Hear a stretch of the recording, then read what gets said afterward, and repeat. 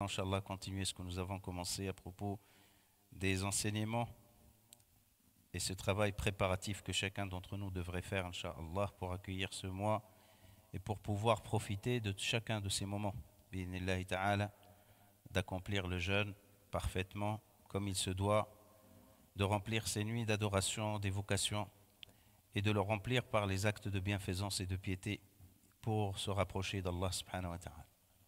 نسأل الله القبول. Nous prions Allah subhanahu wa ta'ala pour qu'il accepte.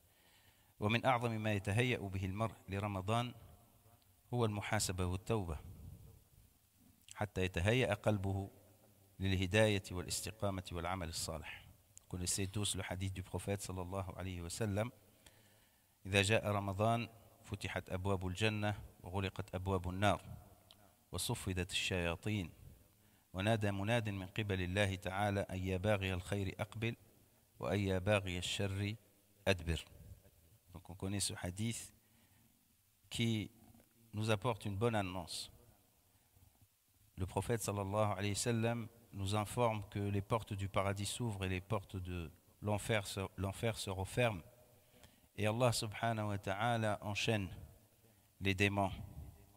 Il y a un appel qui est lancé, qui invite toute personne qui aime et désire le bien de se rapprocher et celle qui veut le mal de s'éloigner. هذا حديث النبي صلى الله عليه وسلم وقوله حق.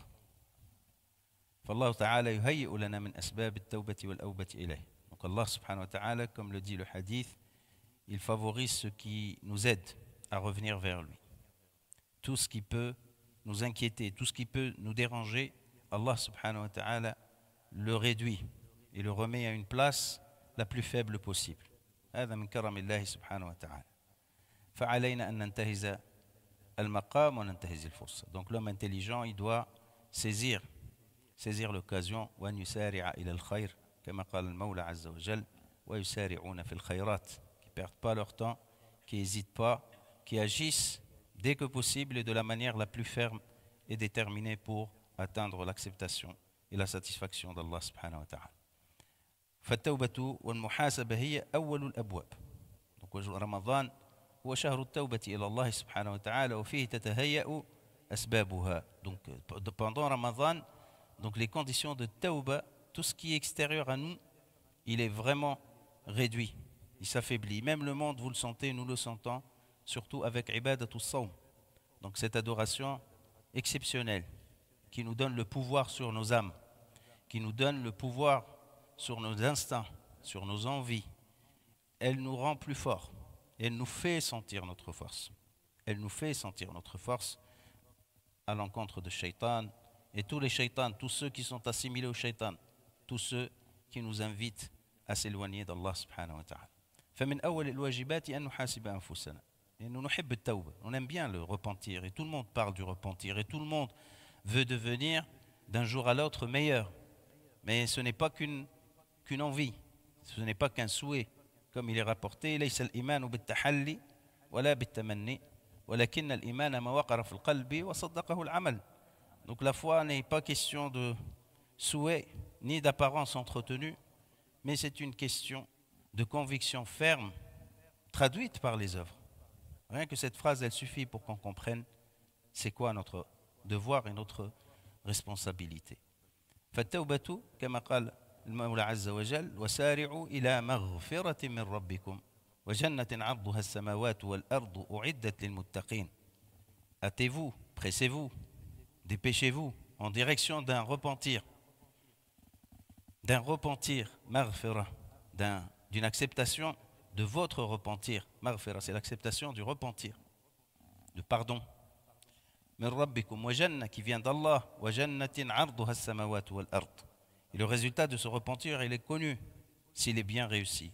C'est un paradis qui a la largeur des cieux et de la terre. Pour dire il est immense, pour dire il est grand.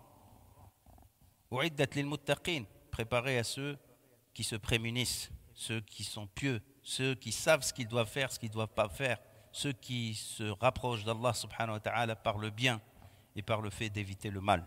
Muttaqin, ça a un sens, on dit taqi, on dit la taqwa, la piété.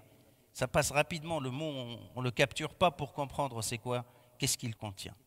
C'est tout acte de bien que tu feras et tout acte de mal duquel tu te préserveras, ça sera le chemin de la piété. Au quotidien, tout le temps. الذين ينفقون في السراء والضراء, ceux qui dépensent en temps de facilité ou d'aisance ou en temps de difficulté et de dureté. Leur attachement à l'argent, il est bien maîtrisé. Ils savent que cet argent qu'Allah nous a donné, subhanahu wa ta'ala, ce n'est qu'un moyen, ce n'est qu'un bienfait de ce monde ici-bas, et on sera jugé sur son usage. الذين ينفقون في السراء والضراء والكاظمين الغيظ, et ceux qui se retiennent au moment de la colère, والعافين عن الناس, et ceux qui pardonnent aux gens, parce qu'il ne suffit pas de se retenir, parce que la colère pourrait se transformer en une haine, en une rancœur. Il faut la traduire par le pardon vis-à-vis de celui qui nous a fait mal. والعافين عن الناس والله يحب المحسنين. Allah, il aime les gens bienfaisants. Tout ce qui a été dit, c'est de la bienfaisance. Et Allah aime ceux qui font ce qu'il était en train de dire, subhanahu wa ta'ala. والذين إذا فعلوا فاحشة أو ظلموا أنفسهم ذكروا الله فاستغفروا لذنوبهم. Donc, et ceux qui, lorsqu'ils font une turpitude, fahisha, c'est l'excès dans le haram, c'est l'excès dans les mauvaises choses. Wal'iyadhu billahi ta'ala, qu'Allah nous préserve. Et pourtant, Allah qui ordonnait ou qui demandait dans ce qui a précédé que nous soyons pardonneurs entre nous, il nous donne l'exemple de lui-même, subhanahu wa ta'ala, qui est pardonneur. وَالَّذِينَ إِذَا فَعَلُوا فَاحِشَةً أَوْ ظَلَمُوا أَنفُسَهُمْ, ils ont commis quelques injustices à l'égard d'eux-mêmes, ils se sont fait mal, parce que cette âme que nous avons, c'est une amana, c'est un dépôt qu'Allah nous a confié. On n'a pas le droit de maltraiter nos âmes. أَوْ ظَلَمُوا أَنفُسَهُمْ ذَكَرُوا اللَّهَ, ils se rappellent d'Allah, فَاسْتَغْفَرُوا لِذُنُوبِهِمْ. Donc ils se rappellent d'Allah et systématiquement, ils se repentissent de leurs péchés. ذَكَرُوا اللَّهَ فَاسْتَغْفَرُوا لِذُنُوبِهِمْ وَمَا يَغْفِرُ الذُّنُوبَ إِلَّا اللَّهُ. Et qui c'est qui pardonnerait les péchés si ce n'est Allah, subhanahu wa ta'ala. Regardez comment Allah il se rapproche de nous. Regardez comment Allah subhanahu wa ta'ala multiplie les paroles pour nous dire qu'il nous aime, qu'il se rapproche de nous, qu'il veut bien évidemment notre bien subhanahu wa ta'ala. وَلَمْ يُصِرُّوا عَلَى مَا فَعَلُوا, parce que l'autre condition de se repentir de cet éveil du cœur et de l'esprit, c'est de s'arrêter, de ne pas continuer, s'obstiner, de continuer sur le chemin de l'erreur. Tu as compris que tu es dans l'erreur, arrête-toi. وَلَمْ يُصِرُّوا عَلَى مَا فَعَلُوا وَهُمْ يَعْلَمُونَ, alors qu'ils savent qu'ils sont dans l'erreur. وَالْعِيَاذُ بِاللَّهِ تَعَالَى. Ce verset de Sourate Al-Imran, il résume dans cette deuxième partie les conditions du repentir. Donc il faut qu'il y ait une prise de conscience, parce que les gens qui vivent tout en pensant qu'ils sont les meilleurs, ils n'arriveront jamais à reconnaître leurs défauts. Alors que Rasulullah sallallahu alayhi wa sallam dit à tout le monde, ce hadith, il faut le lire, que je vais dire, il faut le lire correctement. Kullu ibni Adam khata wa khayrul khata'ina tawwabun. Les gens, ils prennent la dernière phrase, ils ne s'arrêtent pas. La fin de la phrase, ils ne s'arrêtent pas sur le début. Le début, qu'est-ce qu'il dit? Kullu ibni Adam khata. Peut-être que toi, tu penses, faussement, par erreur, que tu es au-dessus de l'erreur. C'est fini. Toi, tu es, Inch'Allah, tu es perché là-haut. Tu as atteint le degré où, après quoi, tu n'es plus reprochable. Non. Allah nous dit, le prophète nous dit, sallallahu alayhi wa sallam, Kullu ibni Adam khata. Tout être humain est fautif, fauteur, par définition. Donc il t'interpelle, il m'interpelle, il nous interpelle, nous tous. Alors cherchez vos fautes, cherchez vos erreurs, cherchez vos manquements. Ne rentrez pas dans une obstination, dans une fermeture d'esprit qui vous prive de connaître vos défauts. Disait Sayyidina Omar, khayrukum man ahda ilayya. Même entre nous, les gens, les hommes, celui qui aime le plus son frère et qui craint pour lui la mauvaise destination, avec sincérité et amour et bonne manière, il doit lui dire c'est quoi son défaut pour qu'il l'aide à le surmonter. Et tu dois être plus heureux de quelqu'un qui te montre réellement tes défauts que quelqu'un qui te vante matin et soir, mensongèrement peut-être, ou par sympathie et compassion, alors qu'il est en train de t'emmener dans l'erreur. Donc prendre conscience de ses erreurs. Muhasaba.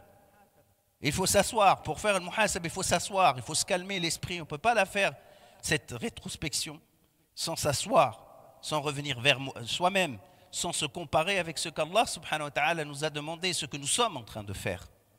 À tous les niveaux. À tous les niveaux. Et oublier tout compte à rendre à qui que ce soit, sauf Allah subhanahu wa ta'ala. واتقوا يوما ترجعون فيه إلى الله ثم توفى كل نفس ما كسبت وهم لا يظلمون.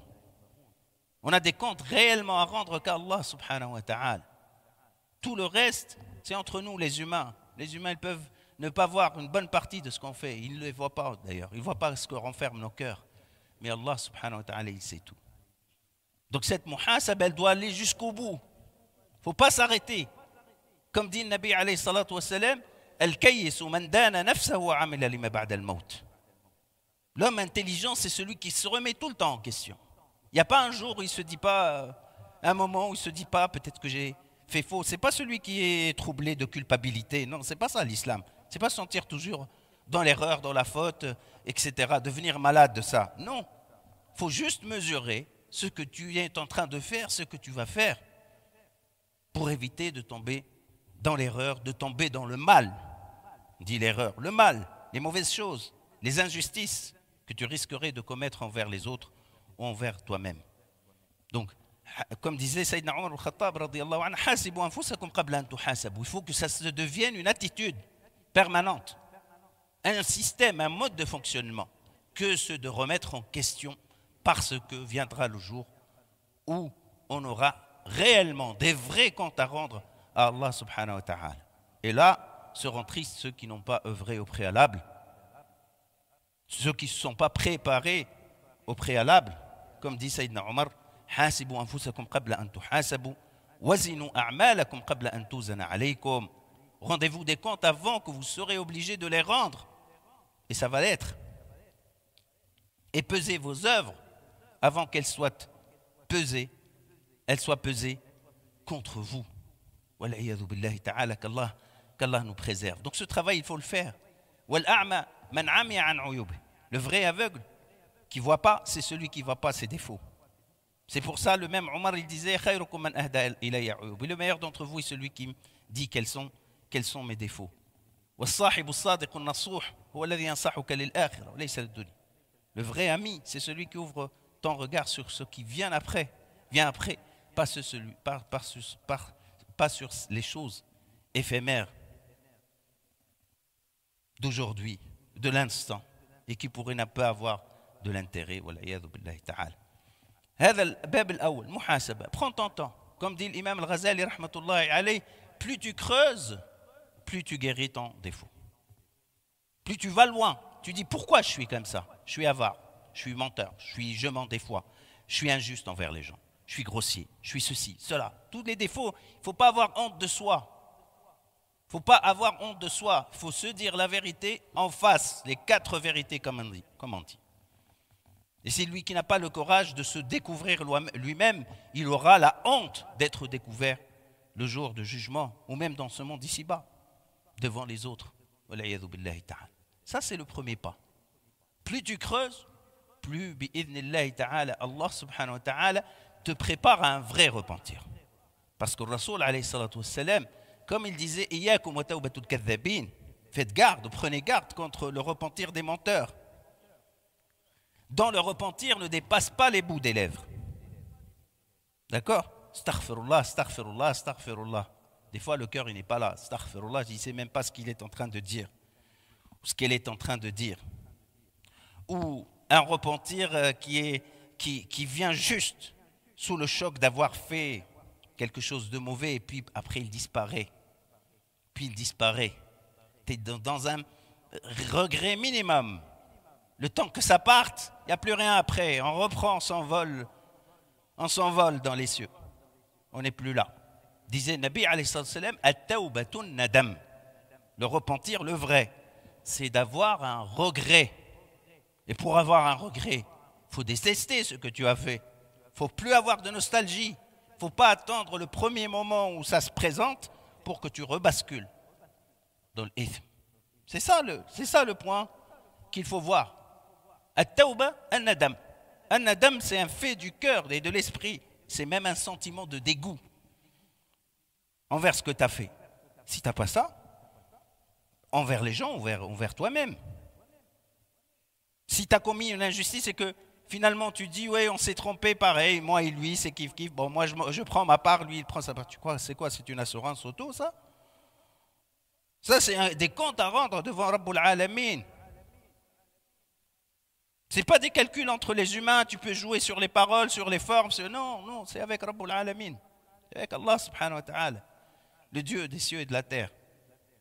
At-tawbatun nadam, a dit Rasulullah sallallahu alayhi wa sallam. Mais comme il disait dans un hadith que vous connaissez, trois choses, si elles sont chez quelqu'un, il goûtera les délices de la foi. Que l'amour du prophète sallallahu alayhi wa sallam et d'Allah azza wa jal remplit son cœur plus que tout autre amour. Et qui n'aime les gens que pour Allah. Vraiment, c'est un niveau très avancé dans les relations humaines que d'avoir un sentiment positif d'amour ou de sympathie ou de compassion ou de tout ce qui s'assimile à cela sans chercher d'intérêt, sans chercher un bien quelconque matériel derrière. Ça, c'est un degré. Les gens qui ne savent pas, ils ne sauront pas c'est quoi le goût, c'est quoi le bonheur d'être dans cet état de pureté. Même si on le goûte un petit degré, subhanallah, tu deviens heureux. Le contraire, c'est quoi? C'est d'avoir un lien avec les gens où tu cherches que ton intérêt. Point à la ligne. Tu es en bagarre toute la journée. Tu es en méfiance toute la journée. Et quelle malheureuse vie que d'être toujours sur ses gardes, en train d'attendre de recevoir un coup ou de donner un coup à quelqu'un. C'est pour ça que le Nabi alayhi salam, il dit, le vrai goût de l'apaisement et de la foi, il vient de ce sentiment que tu cultives toi. Il n'y a personne qui va te le mettre dans ton cœur. C'est d'aimer les autres, ne les aimant que en Allah. Et la dernière, pour faire le lien avec Tawba, وَأَنْ يَكْرَهَ أَنْ يَعُودَ لِلْكُفْرِ بَعْدَ إِذْ نَجَّاهُ اللَّهُ مِنْهُ كَمَا يَكْرَهُ أَنْ يُقْذَفَ فِي النَّارِ. Et de détester de revenir dans la mécréance, le déni, la turpitude, l'égarement, tout ce qui est mauvais, de détester de revenir à une page de notre vie mauvaise, pourrie, comme tu détestes d'être jeté dans le feu. C'est ça, tauba. Ceux qui ont une nostalgie, même se rappellent là, dans le temps je faisais ça, il est content de ce qu'il a fait. De bêtises. Vous voyez, c'est pas une tauba celle-là. Celle-là, c'est comme la glace, tu la mets dans la chaleur, le temps que ça fonde. Il n'y a pas plus que ça, il n'y a pas moins que ça. Vous voyez? Voilà. Donc ça, c'est la première des choses. Une bonne rétrospection, une remise en question. Et je répète encore une fois, il faut prendre le temps, il faut se mettre seul. Il y a trop de bruit dans notre vie. Il y a trop de stress. Il y a trop de fatigue. Il y a trop de choses qui nous distraient, qui nous font oublier ce travail indispensable. Trouve le temps. Si ta prière ne suffit pas, et elle le doit l'être, un moyen de correction. Comme a dit Allah Azza wa Jal, Inna salata tanha al-fahsha'i wal-munkar. Il a défini une partie de son rôle, la prière. Elle interdit les turpitudes et les choses détestables. Salat. Comment elle interdit? Donc la salat, elle n'a pas un bâton, c'est pas un gendarme ou un policier ou un gardien qui va t'empêcher de transgresser les règles. C'est que ton âme, elle est éveillée. Et que cette prière que tu effectues, qui te met 5 fois devant Allah subhanahu wa ta'ala, finit par te corriger. Si elle ne le fait pas, donc tu rentres salat dans ton système corrompu. Donc salat, elle ne sert plus à rien en vrai. Comme a dit Rasoul alayhi salam, on s'est plaint de quelqu'un qui volait la nuit, qui venait faire la prière avec lui.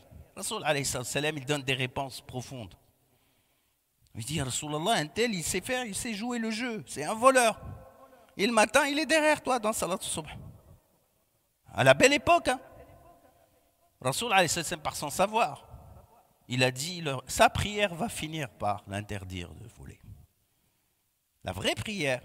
Mais il y a des gens, ce n'est pas le cas que le prophète sur lequel il s'est prononcé, sallallahu alayhi wa sallam. C'est des gens qui intègrent la prière dans leur corruption. Il fait salat, mais il est très mauvais dans la vie. Un mauvais employeur, un mauvais salarié, un mauvais voisin, un mauvais papa, une mauvaise maman, un mauvais frère, un mauvais... ce que vous voulez. Il fait salat quand même. C'est que la salat, il l'a démuni de son sens. Comme il est rapporté Man lam tanhahu salatu al fahsha'i wal munkar fala salata lah. Celui dont la prière ne fait pas son travail de l'interdire de faire le mal, c'est comme il ne faisait pas de prière. Il y a des gens qui ne sont pas assez intelligents, ils vont dire, donc j'arrête la prière. Beaucoup de gens le disent. Hein. Et la Ramadan arrive, beaucoup de gens ils vont revenir à la salette, tant mieux. Alhamdulillah Rabbil Alamin. Il y a des gens qui vont créer une contradiction qui est la leur, d'accord? Puisque je n'arrive pas donc à me corriger et que je suis en train de faire la prière, j'arrête de faire la prière. Il y a des gens qui raisonnent comme ça.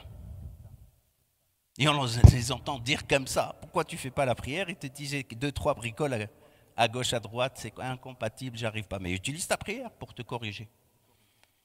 Vous voyez ou pas? Donc, donc la rétrospection qui mène vers le vrai regret et la décision de s'arrêter. Et de s'arrêter. Ce n'est pas de se donner des délais. C'est pas de se donner des délais. Parce que quand la mort elle arrive, il n'y a plus de délai. إذا جاء أجلهم لا يستأخرون ساعة ولا يستقدمون. Quand l'échéance elle arrive, il n'y a ni reculer ni avancer. C'est fini. Tu es appelé.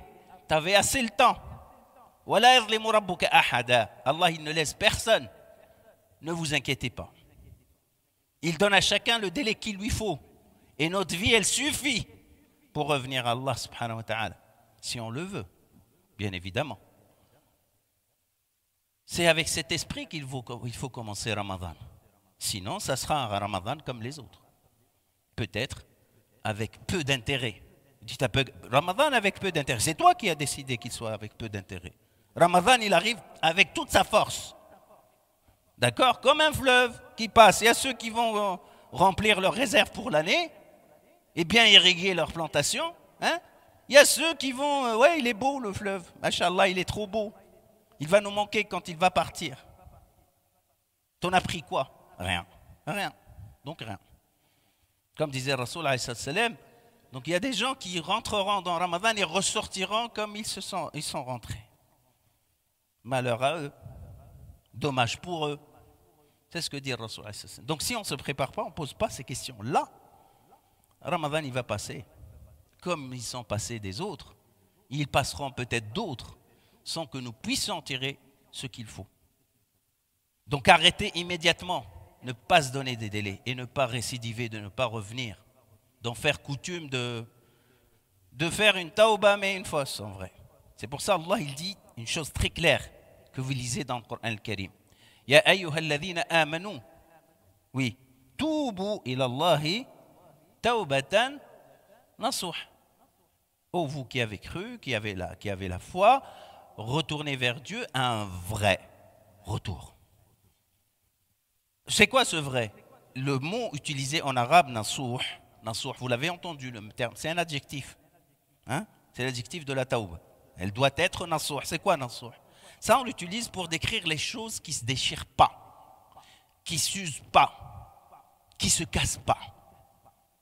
D'accord? Taouba qui ne se casse pas. Taouba qui ne s'épuise pas. Une taouba dans la durée, une vraie taouba qui change votre vie. C'est ça, taouba nasuh. Souvent, ils traduisent sincère. Oui, sincère, ça veut dire aussi. Donc, une taouba réelle, une taouba dans la durée, parce qu'il faut aussi la protéger, cette taouba. Il faut couper les raisons qui mènent vers l'erreur, encore une fois. Et c'est là où la taouba, elle réussit. On a tout Ramadan, bi'idhnillahi ta'ala. On a tout Ramadan, bi'idhnillahi ta'ala. Et avant Ramadan, et après Ramadan, qu'Allah nous donne vie. Allahu a'lam, personne ne garantit quand est-ce qu'il va venir. Il y a quelqu'un qui pourrait dire le contraire, je ne pense pas. D'accord? Même si Allah il envoie des signes, il y a des gens, Allah les approuve par une maladie, là déjà c'est encore, Allah il leur donne la chance de voir un peu le cours de leur vie. Il leur envoie une alerte de taille. Il y a même des gens avec la maladie, ils sont en train de programmer le mal après. L'essentiel c'est qu'Allah subhanahu wa ta'ala qu'il fasse revivre, qu'il éveille nos cœurs, nos consciences, nos pensées et nous donne la détermination et la force d'agir. Nasallahu at-tawfiq lana wa lakum. Astaghfirullah.